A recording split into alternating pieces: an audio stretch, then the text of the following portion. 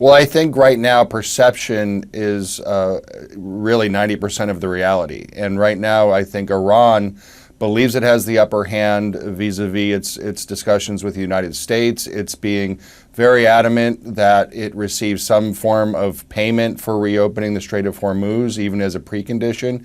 It's also adamant that the United States find a way to coerce Israel into a true ceasefire in Lebanon, and perhaps even, and likely even, remove its forces from southern Lebanon before it's even willing to discuss some of these bigger strategic issues like the nuclear file, like the ballistic missile program, and its relationship with proxies. So right now, Iran feels, I think, very comfortable in sitting and waiting until the United States expresses some willingness to make some of these concessions.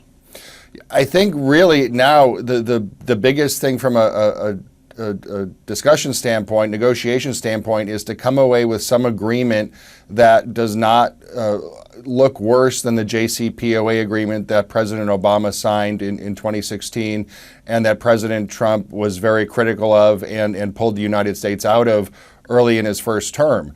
And right now, the unfortunate reality is that we are right now discussing, when we say deal, what we're just talking about is a framework that will set the conditions to move on to more substantive talks on the nuclear program.